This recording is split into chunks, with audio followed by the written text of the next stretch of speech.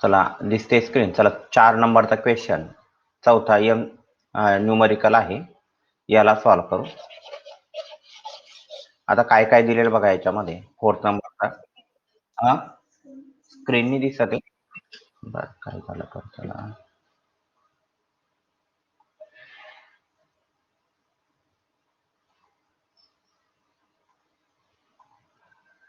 थांबा, परत जावं लागेल मला. माझे 1 मिनिट बंद करून परत चालू करतो. नाही, 1 मिनिट बंद करून.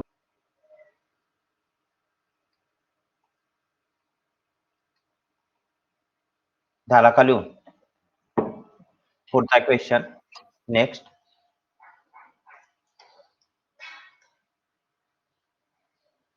5th नंबरचा क्वेश्चन बघा. A bucket containing water. बादलीमध्ये काय आहे? तिथं पाणी घेतलेलं आहे. A bucket containing water is a tied to one end of a rope 5 metre long. दोर दिलेला आहे 5 मीटर लांब, त्याची लेंथ आहे. म्हणजे अगोदर गिव्हन लिहा.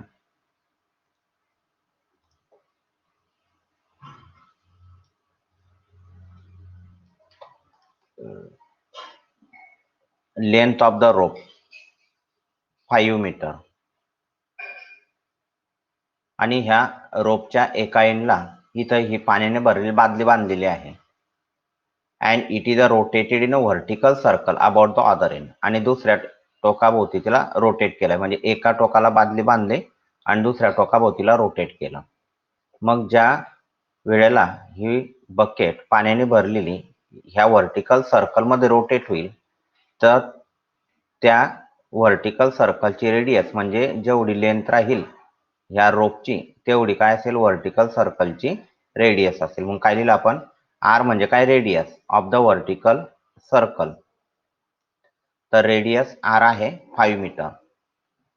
Find the number of rotations per minute. म्हणजे आरपीएम झाले ते. आरपीएम रोटेशन्स पर मिनिट म्हणजे काय? फ्रिक्वेन्सी काढायची आहे. रोटेशन पर मिनिट याचा अर्थ फ्रिक्वेन्सी काढायची आहे. In order that the water in the bucket may not spill. Spill म्हणजे असं खाली पडणे. तर फ्रिक्वेन्सी काढायची, मात्र कोणत्या युनिटमध्ये? आरपीएम मध्ये फ्रिक्वेन्सी काढायची आहे. मग इथं लिहू आपण. काय शोधायचंय? टू फाइंड फ्रिक्वेन्सी एन, पण कोणत्या युनिटमध्ये काढायची ती? आरपीएम मध्ये फ्रिक्वेन्सी शोधायची आहे. तर याचं सोल्युशन मांडू.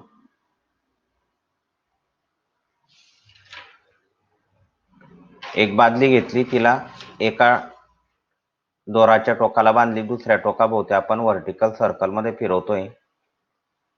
आणि ही जी बादली आहे ती अशा व्हर्टिकल सर्कल मध्ये अशी रिव्हॉल्व होणार आहे. ज्यावेळेला ती बादली कुठे जाईल? इथे हायएस्ट पोझिशनला गेलेली असेल. इथे हायएस्ट पोझिशनला ज्यावेळेला गेली, तर तिच्यामधून पाणी पडायला नको अशी फ्रिक्वेन्सी पाहिजे रोटेशनची. हे काढायचंय.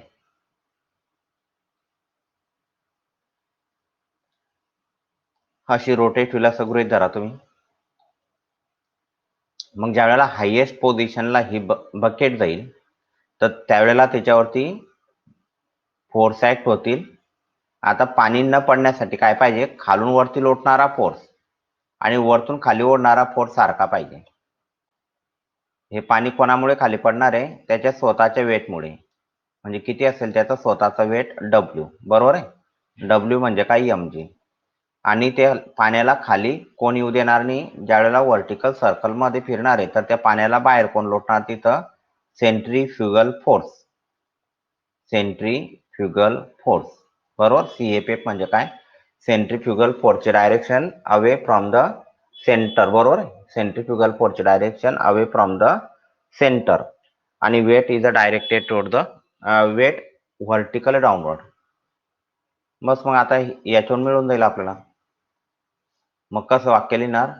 Water in the bucket may not spill, खाली पडणार नाही. मग याच्यासाठी कंडिशन काय असेल, weight W must be equal to the centrifugal force. Water in bucket will not spill.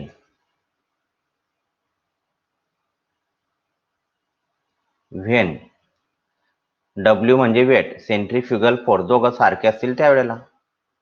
मग वेट mg आणि सेंट्रीफ्युगल फोर्स फ्रिक्वेन्सी काढायची तुम्हाला. तर दोन फॉर्म्युले, त्याचे तीन फॉर्म्युले. एक फॉर्म्युला एम व्ही ओमेगा, दुसरा formula M V square upon R, आणि तिसरा फॉर्म्युला कोणता, M R omega square. M R omega square हा यूज करावा लागेल फॉर्म्युला. मास दोघा साईडला कॅन्सल झाला. ओमेगा स्क्वेअर मिळाला, जी डिवायडेड बाय आर. अगोदर ओमेगा काढून घ्या, मग फ्रिक्वेन्सी काढा. मग ओमेगा काढून घ्या अगोदर. जी ची व्हॅल्यू आता आपण असं पण करू शकतो, त्यांनी काही किती घ्या जी ची, ठीक आहे आपण काही किंमत नाही दिली ना. जी ची व्हॅल्यू 9.8 घ्या. डिवाइडला रेडियस म्हणजे किती, 5 मीटर.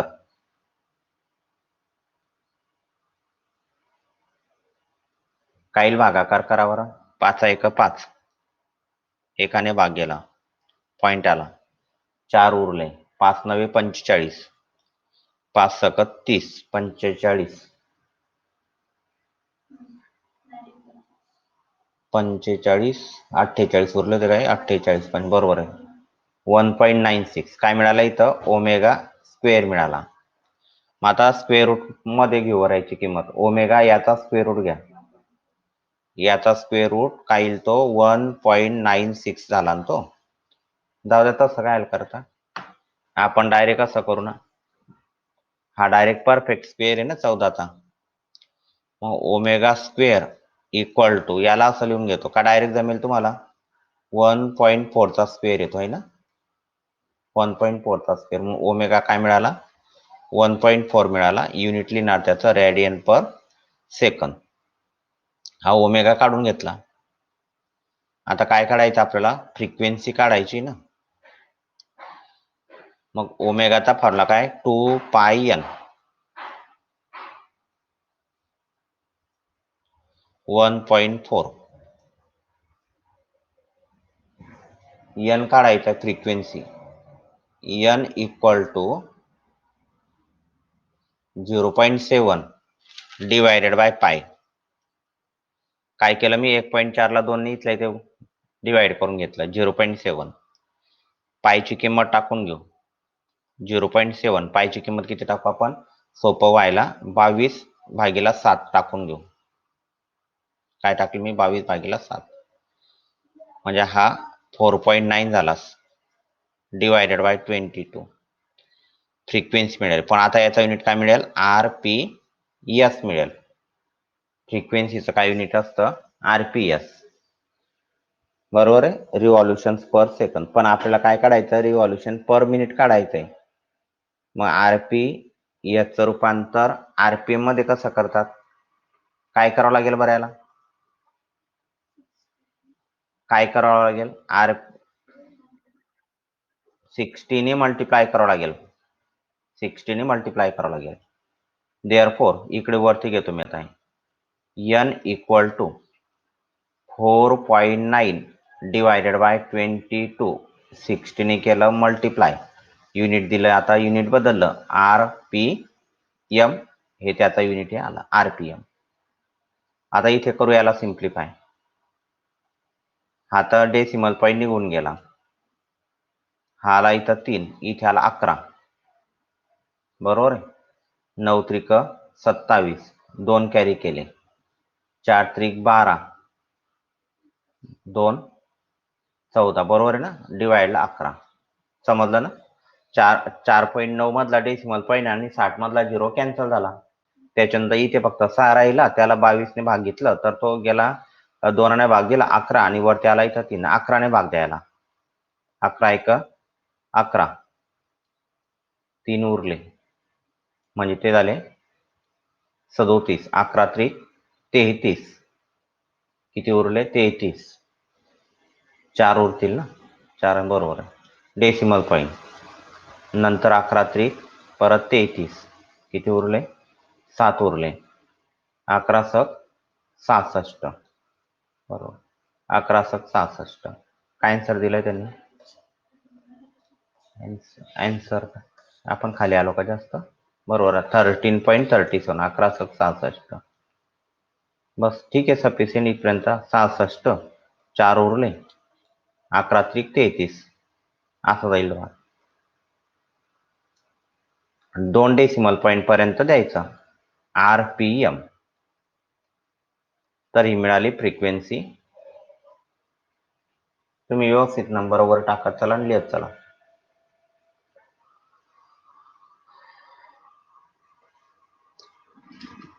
झालंय. आता याच्यानंतर नेक्स्ट क्वेश्चन बघा.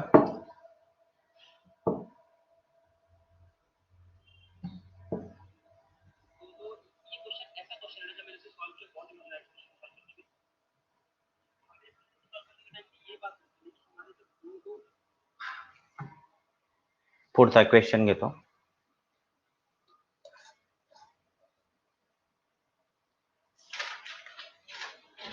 चार 5 6 नंबरचा क्वेश्चन घ्यायचा आपल्याला.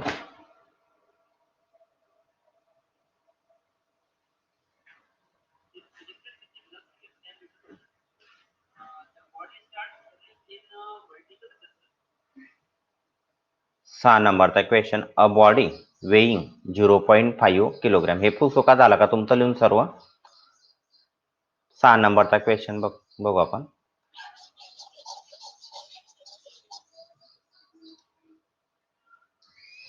अ बॉडी वेईंग 0.5 किलोग्राम म्हणजे काय दिलंय? बॉडीचं मास दिलेलं आहे. Given m 0.5 kilogram. Tied to a string. स्ट्रिंगला बांधली. Projected with a velocity of 10 metre per second. Velocity दिलेली 10 metre per second. The body starts whirling. Whirling म्हणजे काय? Revolve in a vertical circle. Body vertical circle मध्ये revolve व्हायला ती सुरुवात करेल अशी. Body whirling in a vertical circle. If the radius of the circle value of r 0.8 metre दिलेले. Find the tension in the string when the body is at the top of the circle. शोधायचं आपल्याला इथं किती राहील tension string मध्ये. To find tension in the string when it is at the top of the circle. तर बघा, ज्या वेळेला ही बॉडी अशी रिव्हॉल्व होत असताना ह्या सर्कलच्या टॉपला पोहोचेल. अशी रिव्हॉल्व होईल असं कन्सिडर करा. ही बॉडी ज्या वेळेला या सर्कलच्या टॉपला पोहोचली, इथं असं आहे कन्सिडर करा. सेंटर O आहे. ह्या स्ट्रिंगच्या साहाय्याने बॉडीला तिथं बांधलेली आणि ही बॉडी ह्या टॉपला पोहोचली इथं. तर काय होईल? त्या स्ट्रिंगमध्ये टेन्शन निर्माण होतं आणि टेन्शन कोणाकडे असतं? नेहमी सर्कलच्या सेंटरकडे राहतं.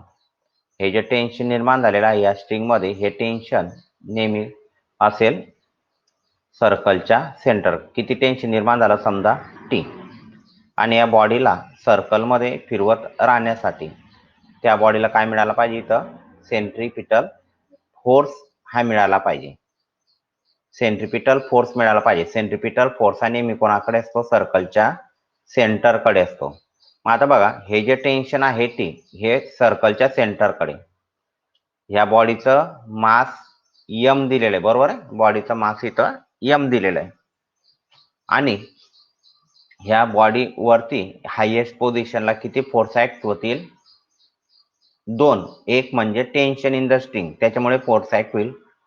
दुसरा फोर्स ऍक्ट होईल त्या बॉडीच्या स्वतःच्या वेटमुळे, आणि या बॉडीच्या स्वतःच्या वेटमुळे जो फोर्स ऍक्ट होईल तो सुद्धा कसा असेल, व्हर्टिकली डाऊनवर्ड डायरेक्शनला राहतो आणि कोणाकडे असेल, तो सर्कलच्या सेंटरकडे असेल.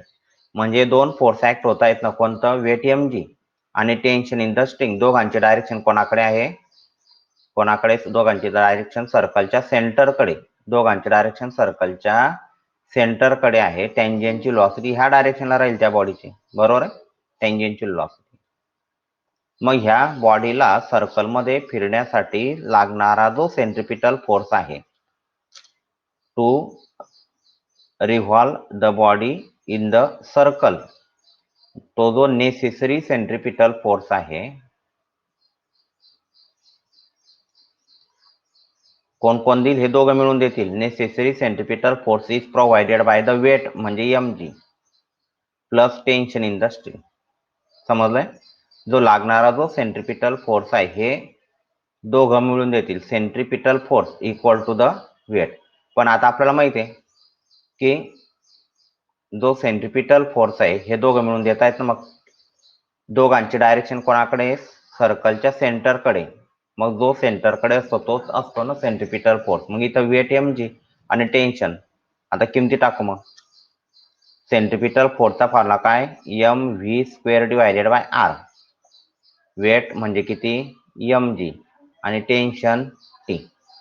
देअरफॉर टेन्शन t काय मिळाला फॉर्म्युला, mv²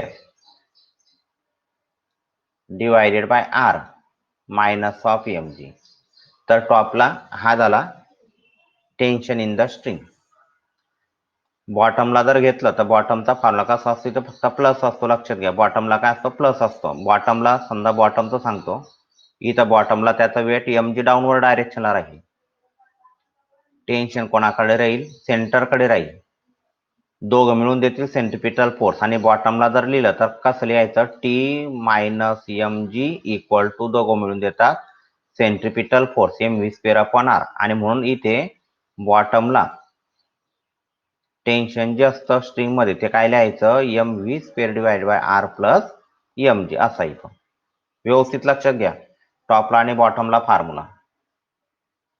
बस आता इथं टेन्शन काढायचं आहे तुम्हाला. मग टेन्शन साठीचे काय आहे दिलेलं सर्व किमती टाकू. मास दिलेला आहे, किती मास दिलेला, 0.5. व्ही दिलेला आहे, स्पीड 10 चा स्क्वेअर करतो मी डायरेक्ट 100 केला. रेडियस किती आहे, 0.8 मायनस, परत मास आला 0.5 आणि काय लिहायची किंमत 9.8 t.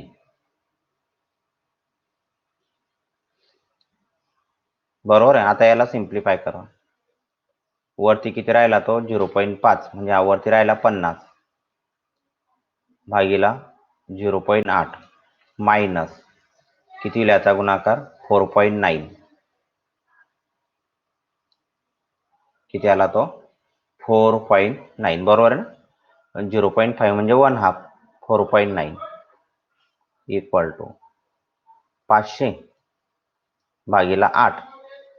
थांबा एक, तसं सोपं करून टाकू ना आपण त्याला. इथं काय केलं मी, 25 असं केलं बघा. हा 25, हा 4 म्हणजे 0.4 राहिला. म्हणजे तो कायला, म्हणजे भाग द्यायला सोपं होईल ते अजून. 250 भागीला 4 मायनस 4.9 इक्वल टू 4 ने भाग द्या बरं याला. 6 ने राहील का, 6 चोक 24. बरोबर आहे. 6 ने भाग गेला, 1 उरला, 10 झाले, 4 दुने 8. मग किती उरले, 4 दुने 8, 2 उरले, 4 पंचे 20. बरोबर आहे. 62.5 वजा 4.9. आता वजा बाकी करा, किती आली वजा बाकी, 15तून 9 गेले, 6 उरले, बरोबर. 15तून 9 गेले, 6 उरले. इथे 1 राहिला, 61 म्हणजे 1तून 4 गेले, 7 राहतील आणि इथे राहिले 5, 57.6. काय मिळालं इथं? 57.6. आता हे मिळालं तुम्हाला इथं टेन्शन टी. पण आता इथं आन्सर तर वेगळं दिलं, 1 मिनिट पाहू काहीतरी असेल ते.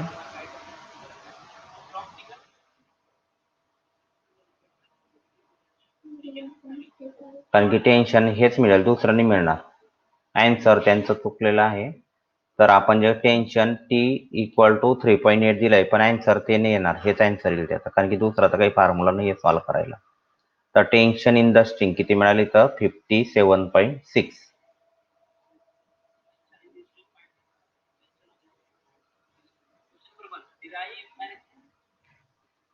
ठीक आहे.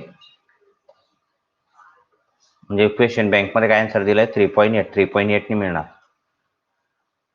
तर हे आपल्याला इथे आन्सर मिळेल.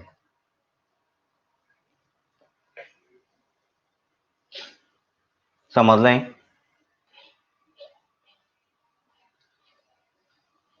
त्याच्यानंतर derive N expression for kinetic energy of rotating body. कोणता फॉर्म्युला यूज करणार? Kinetic energy of rotating body याचा फॉर्म्युला डिराइव्ह करायचा आहे. म्हणजे रोटेशनल कायनेटिक एनर्जी काढायची. काय फॉर्म्युला? रोटेशनल कायनेटिक एनर्जीचा फॉर्म्युला काय असतो? 1/2 I ओमेगा स्क्वेअर. आणि थोडक्यात सांगतो, ही रोटेशनल कायनेटिक एनर्जी कशी काढायची. तर अगोदर काय करायचं, ही एक रिजिड बॉडी आहे. ह्या रिजिड बॉडी मध्ये अनेक पार्टिकल असतील. एकाचा मास m1, एकाचा मास m2, कुठपर्यंत mn पर्यंत. आणि समजा या बॉडीला एका फिक्स ऍक्सिस भोवती रोटेट केले आपण. हा तो ऍक्सिस घेतला, या एका फिक्स ऍक्सिस भोवती बॉडीला रोटेट करायची. या बॉडीमध्ये असलेले जे पार्टिकल्स आहेत, समजा एकाचा मास m1, एकाचा मास m2, एकाचा मास m3, असे अनेक पार्टिकल्स आहेत mn पर्यंत. आणि वेगळा पार्टिकल वेगळ्या डिस्टन्स वरती असेल ऍक्सिस ऑफ रोटेशन पासून. समजा ऍक्सिस ऑफ रोटेशन कसा असतो? परपेंडिक्युलर असतो प्लेनला, आणि एका पॉइंट मधून तो जाईल, समजा O पॉइंट मधून जातो.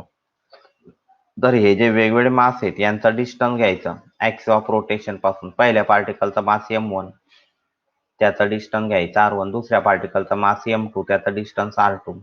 तिसऱ्याचा m3, त्याचा डिस्टन्स r3. असे rn पर्यंत जायचं. म्हणजे पहिल्या पार्टिकलचा डिस्टन्स r1, दुसऱ्याचा r2, तिसऱ्याचा r3, असं कुठपर्यंत गेलो आपण? rn पर्यंत गेलो. Consider the rigid body rotating about an axis passing through point O and perpendicular to its plane. Now, suppose that the body consists of n particles having the masses m1, m2 up to mn. असं वाक्य लिहायचं. That are situated at the respective distance r1, r2 up to rn from the axis of the rotation. मग काय करायचं तुम्हाला? ह्या step लक्षात घ्या. अगोदर काय करायचं? पहिल्या पार्टिकलचा लिनियर स्पीड काढायचा, v equal to r omega. मग लिनियर स्पीड काढून झाला की पहिल्या पार्टिकलची कायनेटिक एनर्जी काढायची. पहिल्या पार्टिकलची कायनेटिक एनर्जी काढायची. काय फॉर्म्युला कायनेटिक एनर्जीचा? 1/2 mv square. आणि मग ही किंमत टाकायची 1/2 m v स्क्वेअर, की त्याला तो r स्क्वेअर ओमेगा स्क्वेअर. बस एवढ्या स्टेप मध्ये लक्षात ठेवायचं. अगोदर काय करावं लागतं तुम्हाला? हे काढायचं पहिल्या पार्टिकल साठी, फॉर फर्स्ट पार्टिकल. पहिल्या पार्टिकल साठी लिनियर व्हेलॉसिटी काढायची. v1 equal to r1 omega. Omega म्हणजे काय? Angular velocity. Body is rotating with a constant angular velocity omega. मग त्याच्यानंतर त्याची कायनेटिक एनर्जी काढायची. E1 equal to 1/2 m1 v1 square. मग काय केलं आपण इथं? E1 equal to 1/2 m1 v1 म्हणजे काय? r1 square omega square. हे झालं पहिल्या पार्टिकल साठी. तसंच सेकंड पार्टिकल साठी लिहायचं. फॉर सेकंड पार्टिकल साठी काय लिहिलं? E2 equal to 1/2 m2 r2 square omega square. बस इथपर्यंत लिहा. मग नंतर असं दोन एक ओळींपर्यंत खाली डॅश करा आणि या खाली म्हणायचं similarly for nth particle.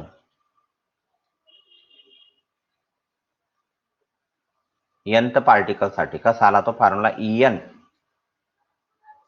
Equal to 1/2 mn rn square omega square. हे झालं प्रत्येक पार्टिकल साठी काढायचं. नाव total kinetic energy of the rotating body असं वाक्य लिहायचं. नाव total kinetic energy of rotating body. या सर्व इक्वेशनची बेरीज करायची बघा. हे फर्स्ट इक्वेशन, नंतर हे सेकंड इक्वेशन, हे थर्ड इक्वेशन. जास्त काही नाही, 2च मार्कांचा 3 मार्कांचा प्रश्न असतो. मग total kinetic energy of the rotating body काय मिळेल तुम्हाला? E equal to E1 plus E2 plus कुठपर्यंत लिहिलं आपण? En पर्यंत लिहित जायचं. मग किमती टाका आणि किमती टाकल्या तर काय काय कॉमन निघेल याच्यामधून? 1/2 आणि ओमेगा स्क्वेअर कॉमन निघेल. बघा प्रत्येकामध्ये काय काय सारखा दिसतो तुम्हाला? 1/2 omega square, 1/2 omega square common निघेल तो. आणि म्हणून अगोदर लिहायचा पुढे 1/2 ब्रॅकेट मध्ये लिहायचा, नंतर लिहायचा ओमेगा स्क्वेअर. म्हणून काय लागतो? m1 r1 square plus m2 r2 square कुठपर्यंत लिहायचं आपण? mn rn स्क्वेअर पर्यंत. आणि आता ही जी ब्रॅकेट मधली टर्म आहे याला आपण असं लिहायचं summation of mi ri square i from 1 to n. Bracket केला, ब्रॅकेटच्या अगोदर 1/2 आहे आणि नंतर ओमेगा स्क्वेअर आहे. पण आता ब्रॅकेट मधली टर्म काय दाखवते? आय दाखवेल. आय म्हणजे काय? Moment of inertia of the rigid body. हे झालं एक्सप्रेशन. आणि याच्या पुढे लिहायचं व्हेअर आय म्हणजे काय? Summation of mi ri square I range from 1 to n. आणि त्याच्या पुढे लिहिलं म्हणजे काय? It is the moment of inertia of rigid body किंवा रोटेटिंग बॉडी म्हणा. रिजिड किंवा काय म्हणायचं? रोटेटिंग बॉडी म्हणायचं. तर इथपर्यंत आन्सर लिहायचं. This is the expression for the rotational kinetic energy of the body. तर हा झाला तुमचा 3 मार्कांचा क्वेश्चन. समजलं का? त्याच्यानंतर obtain an expression for torque. टॉर्कचं एक्सप्रेशन काढायचं बघा. टॉर्क तो इक्वल टू काय फॉर्म्युला? I alpha. हे एक्सप्रेशन काढायचं. याच्या पण 3 स्टेप्स आहेत बघा. अगोदर काय काढायचं? टॉर्क काढत असताना अगोदर टॉर्क काढत असताना हे लक्षात घ्या, तुम्ही लिहून ठेवा. तर अगोदर काय काढायचं? पहिल्या स्टेप मध्ये साईडला घे तुम्ही. टॉर्कचा फॉर्म्युला काय असतो? Torque tau equal to R into F हा फॉर्म्युला. मग अगोदर F म्हणजे काय? M आहे. दिसणार नाही तुम्हाला, साईडला घेतो. Torque tau equal to RF. F माहित पाहिजे. F म्हणजे काय? M आहे. F म्हणजे काय? M आहे. आणि A माहित पाहिजे. A म्हणजे काय? R alpha. समजलंय? म्हणून अगोदर काय करायचं बघा, या 3 स्टेप मध्ये आन्सर मिळतं तुम्हाला. म्हणून अगोदर काय करायचं? A equal to R alpha linear acceleration काढायचं. नंतर काय करायचं? Force F equal to ma काढायचा. आणि तिसऱ्या स्टेप मध्ये काय करायचं? Torque tau equal to RF काढायचा. झाला आन्सर. मग परत सेम कन्सिडर करायचं.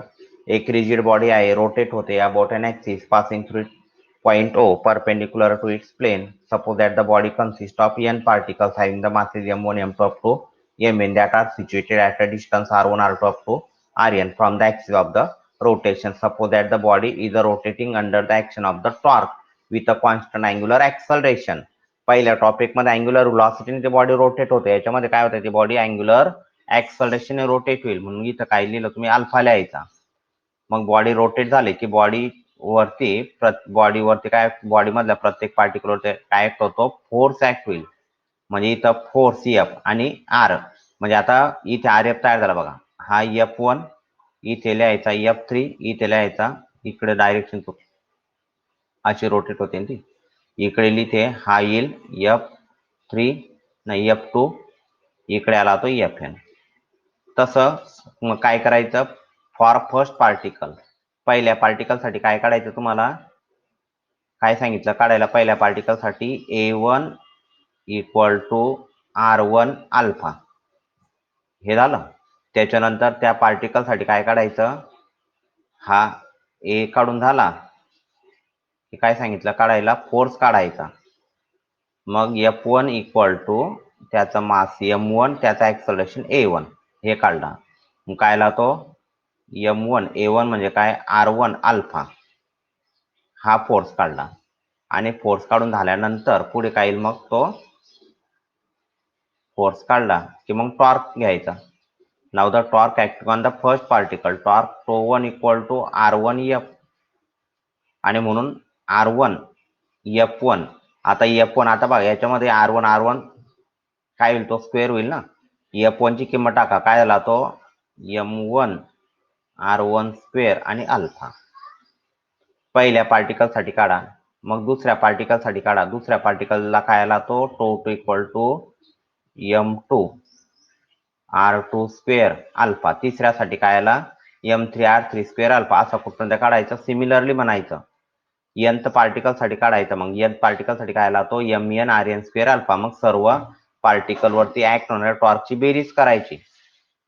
नाव torque acting on the body, सर्व बॉडीवरती ऍक्ट होणाऱ्या टॉर्कची बेरीज, प्रत्येक पार्टिकल वरती ऍक्ट होणाऱ्या टॉर्कची काय करायची, आपण इथे बेरीज करायची. तो एन आला.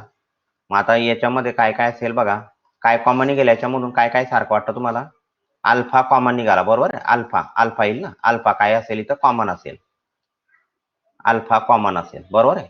आणि म्हणून सर्वांची बेरीज केली की डायरेक्ट लिहायचं, काही म्हणजे प्रत्येक स्टेप लिहायची काही गरज नाही. ब्रॅकेटमध्ये काय लिहिलं, M1 R1 square plus M2 R2 square कुठपर्यंत,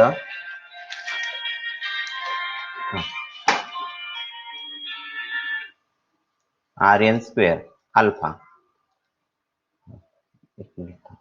मग हा ब्रॅकेट काय दाखवतो, मोमेंट ऑफ इनर्शिया. 5 मिनिटात मग Mn R1 square plus M2 R2 square plus Mn Rn square. मग काय आला इथं, हा ब्रॅकेट काय दाखवतो, मोमेंट ऑफ इनर्शिया. हा काय दाखवतो इथं, मोमेंट ऑफ इनर्शिया. आणि ब्रॅकेट मोमेंट ऑफ इनर्शियाला कसं लिहिलं बघा, इथं आता लिहिलं आपण, हा लिहिला मोमेंट ऑफ इनर्शिया. समजलंय. आणि म्हणून काय मिळालं, relation tau equal to I alpha. समजलं काय मिळालं, relation tau equal to I alpha. तर हा क्वेश्चन ह्या पद्धतीने तुम्हाला सॉल्व्ह करायचा आहे.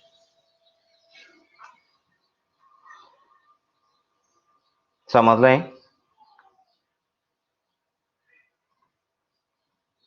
बर, चला ठीक आहे, मी थांबतो आता इथे, मला कॉलेजला जायचंय.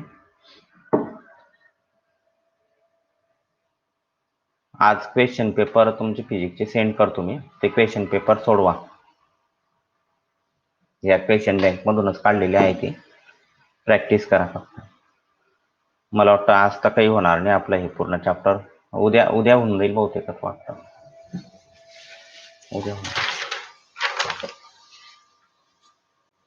उद्या कंप्लीट करून घेऊ आपण या चॅप्टरला पूर्ण 4 मार्कांच्या क्वेश्चन पर्यंत कंप्लीट करून घेऊ आपण याला. ठीक आहे, चला थांबूया.